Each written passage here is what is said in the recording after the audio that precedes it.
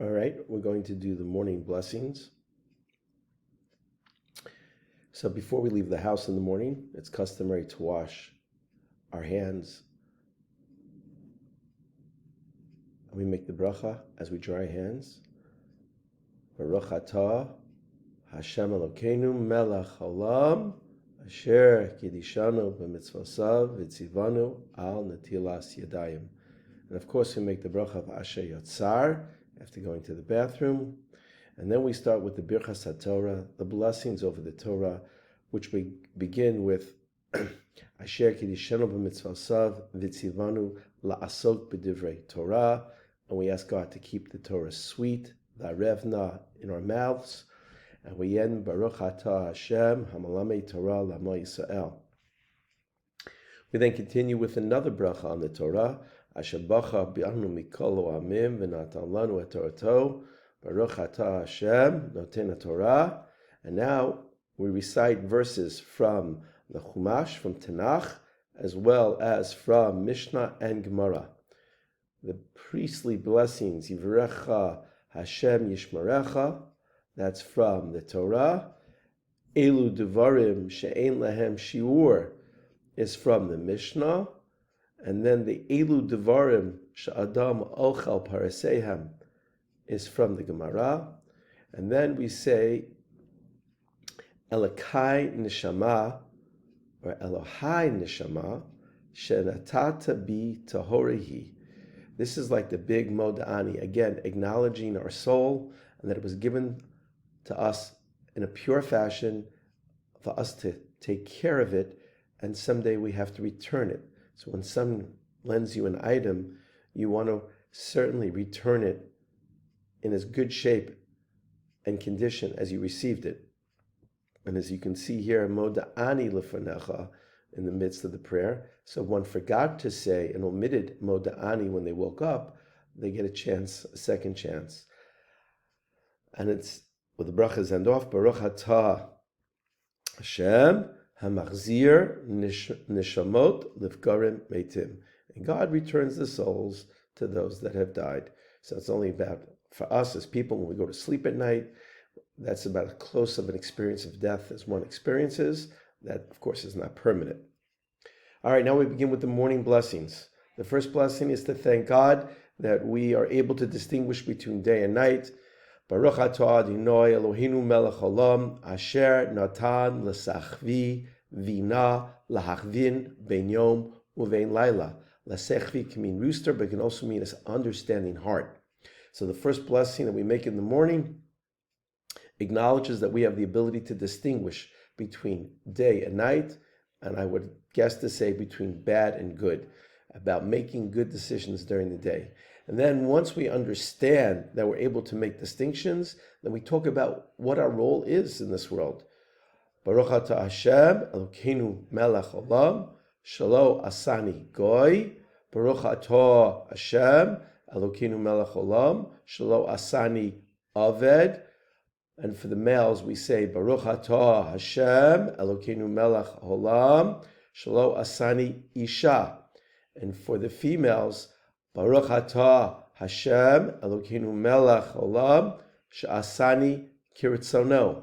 And now the Gemara tells us that the way a person got out of bed in the morning is the way we make these blessings. Baruch atah Hashem Elokeinu melech haolam pokeach ivrim. God opens the eyes of the blind. Baruch atah Hashem Elokeinu melech haolam mabish arumim. Hashem gives us clothing. Baruch atah Hashem Elokeinu melech haolam matia asurim. He frees the imprisoned. We get out of bed. Baruch atah Hashem Elokeinu melech haolam zokef kifufim. Hashem straightens the bent over. So when we're getting out in the morning, we're getting the ability to stand up. Baruch atah Hashem Elokeinu melech haolam rakal haaretz al hamayim. God spreads the land out over the water. Again, so we can put our feet on dry land. Considering that the majority of the world is water, that is something not to be taken for granted. Baruch atah Hashem Elokeinu melech haolam she'asa li kol tzarki. God gives me or makes for me everything that I need personally. So whatever is going to be throughout the day, I have the tools to accomplish what needs to get accomplished. And then we go on, Baruch Atah Hashem, Elokeinu melech haolam, hamechin mitzadei gaver, and God prepares the way for me. Whatever's going to come my way, I should understand it, that it's God is sending it my way. What we do with it, that's our choice. And finally, not finally, but almost the end, Baruch Atah Hashem, Elokeinu melech haolam, Ozeh Yisrael bigvura. God girds us with strength. That means discipline, self-control. That is real gevura, that we're able to rise above our instincts and make decisions that are in concert and consistent with the ability of self-control. Baruch atah Hashem, Elokeinu melech haolam, Oteh Yisrael b'tifara. Hashem crowns Israel with beauty.